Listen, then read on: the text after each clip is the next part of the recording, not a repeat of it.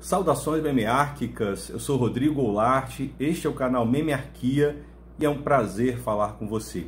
O vídeo de hoje, ele trata sobre o capítulo 3 da obra Raízes do Brasil, de autoria de Sérgio Buarque de Holanda, intitulado Herança Rural. Informo que existem dois vídeos anteriores a este, em que eu discuto os capítulos 1 e 2. E no capítulo 1, além da discussão do capítulo em si, eu faço uma explanação sobre a biografia do Sérgio Buarque de Holanda, o autor da obra, e também uma contextualização das edições de Raiz do Brasil. Então é importante que você assista esses dois vídeos anteriores para entender de forma mais geral a obra Raiz do Brasil.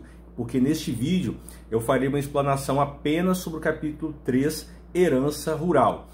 Lembrando, como fiz nos outros vídeos, que Sérgio Buarque, sua obra Raiz do Brasil, já foram discutidos, muito se escreveu sobre a obra de Sérgio Buarque, muito já se discutiu sobre essa obra, e aqui o objetivo é fazer uma explanação didática sobre o capítulo 3 de Raiz do Brasil, repito, intitulado Herança Rural. Então este é o meu propósito nesse curto vídeo, nessa curta reflexão.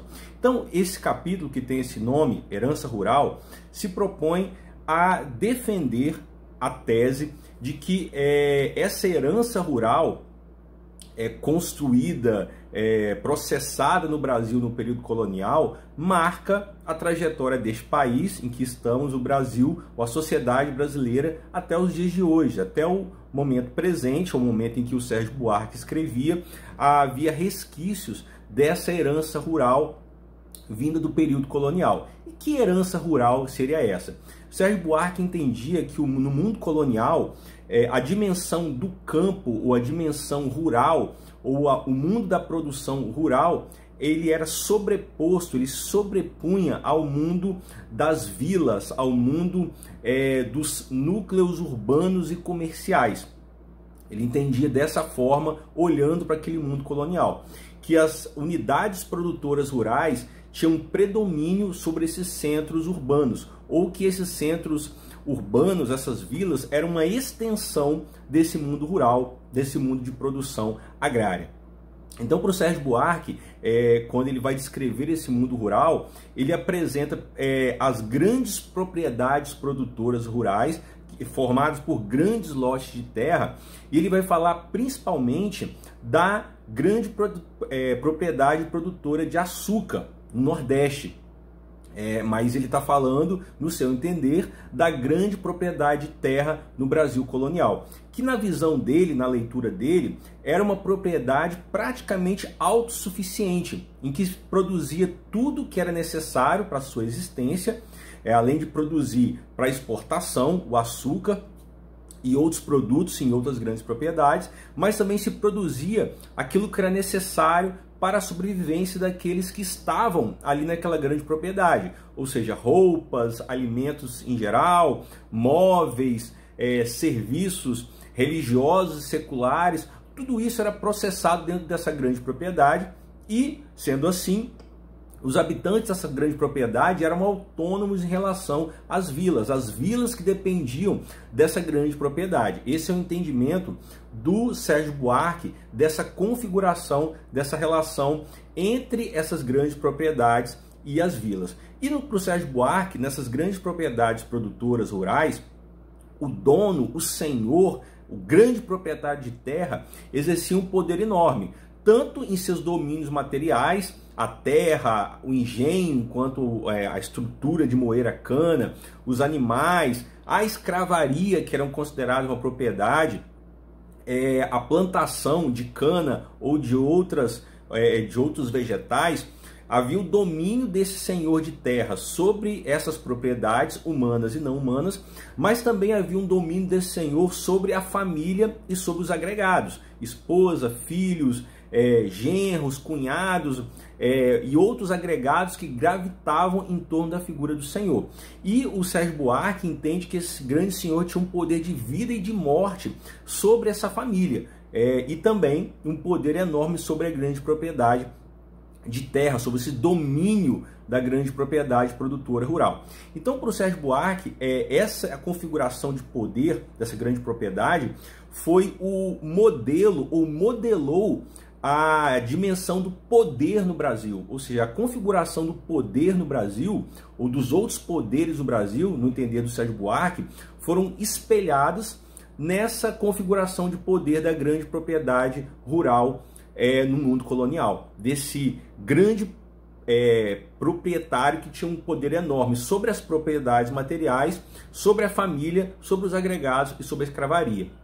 E no entender do Sérgio Buarque, essa configuração do poder no Brasil teve como grande reflexo, grande caracterização, uma invasão do público pelo privado. Esse senhor que tinha um poder enorme sobre a vida daqueles que estavam nessa grande propriedade, o Sérgio Buarque ele liga isso à existência de uma invasão do poder público, do poder do governo, do Estado, pelo poder privado. Ele entende que existia essa configuração graças a esse grande poder desses grandes proprietários de terra que se configura no mundo colonial.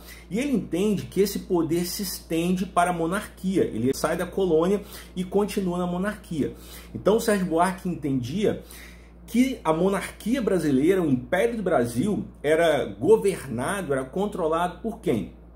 Pelos grandes senhores escravagistas, pelos grandes proprietários de terras e de homens, de terras e escravos, os grandes senhores desses domínios produtores rurais ou desses grandes domínios produtores rurais. Esse era o entender do Sérgio Buarque, né? E por esses homens, por esses escravocratas e também por seus filhos, né, que tinham acesso a cursos superiores no Brasil ou fora do Brasil, né? No Brasil, depois que vem a família real para cá, e são criados cursos superiores.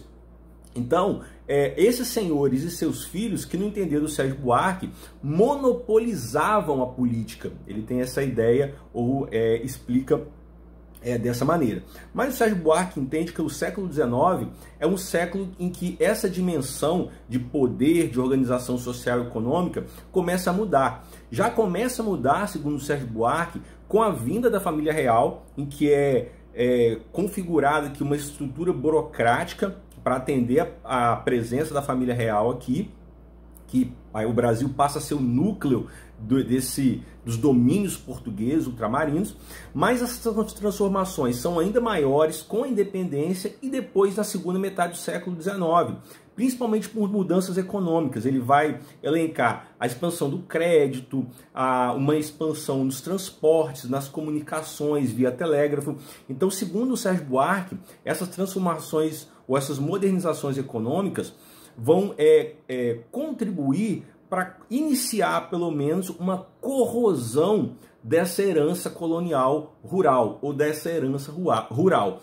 Mas isso será um início.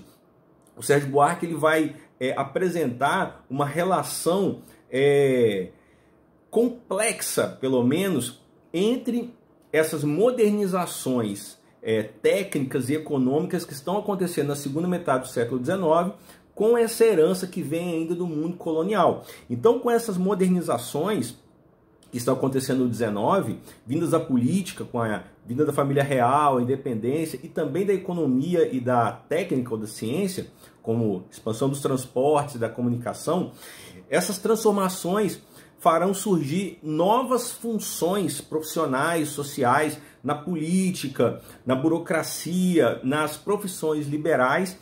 E quem irá ocupar essas novas funções mais importantes, segundo Sérgio Buarque?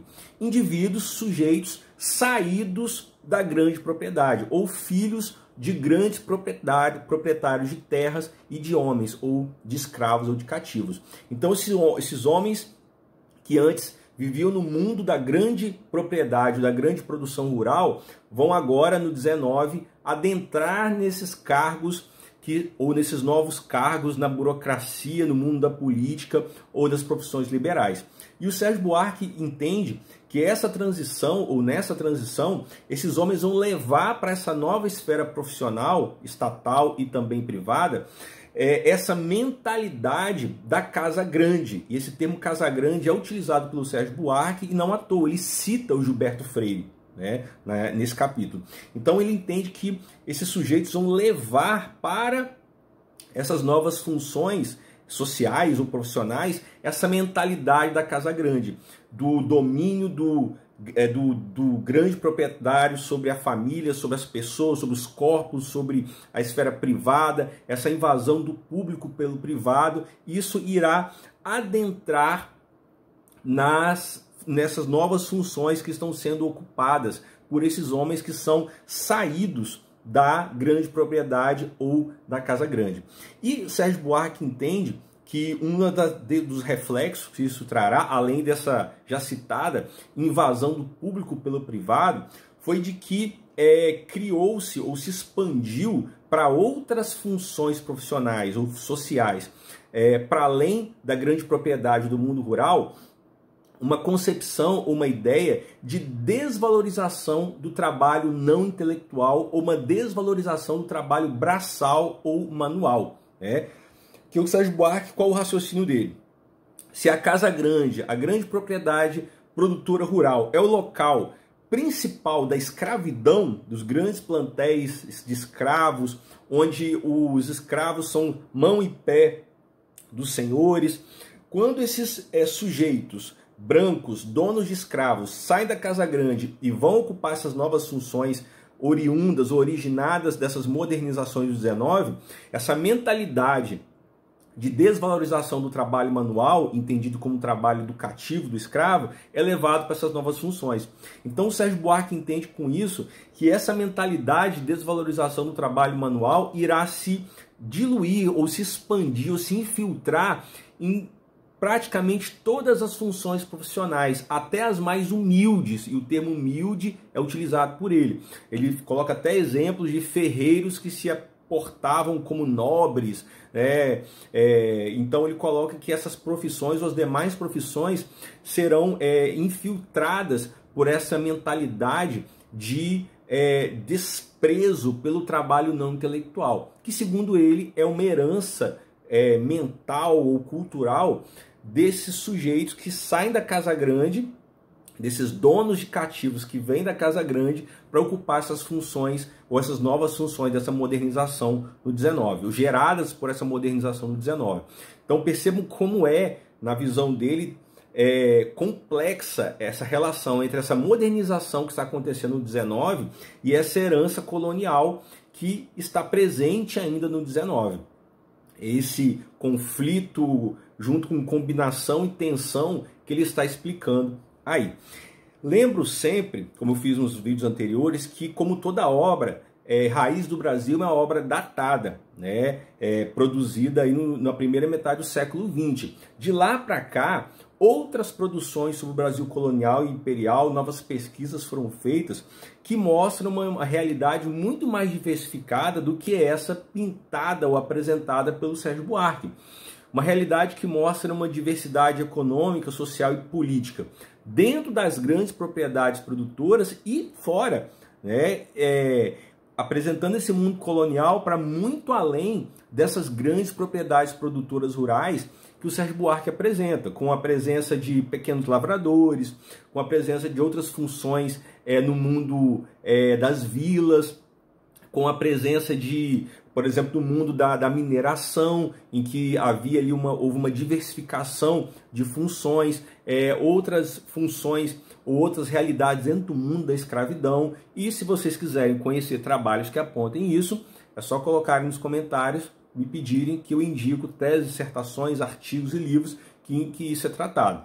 Então a obra do Sérgio Buarque é fruto de um olhar dele, na primeira metade do século XX, sobre as fontes que ele dispunha, mas há outras fontes que mostram que havia essa importância da grande propriedade de terra, mas esse mundo colonial era muito mais diverso do que esse apresentado aí pelo Sérgio Buarque. Não que a grande propriedade de terra ela não nos tenha marcado, não tenha marcado nossa trajetória histórica no tempo. Marcou, mas ela não há outras dimensões nesse mundo, como a resistência dos cativos, como a resistência de pobres livres também, e outras estratégias de sobrevivência nesse mundo. Recomendo que vocês acessem aqui no canal a playlist Nos Tempos do Brasil Colonial, em que há outros vídeos em que eu discuto, à luz de novas leituras, esse mundo colonial. Então, essa perspectiva desse vídeo de apresentar a leitura do Sérgio Buarque, desse mundo colonial, e também discutir como é uma obra datada e que existem outras produções já posteriores, ou muitas produções posteriores sobre esse universo colonial. Então, essa é a minha proposta de hoje. Espero que vocês tenham gostado. Se gostaram, dê o seu joinha, compartilhe o vídeo, inscrevam-se no canal, ative o sininho para receber as notificações e lembro que Memerquia também está no Instagram e no Facebook. Me acompanhe por lá também. E no mais, fiquem bem, grande abraço e até a próxima.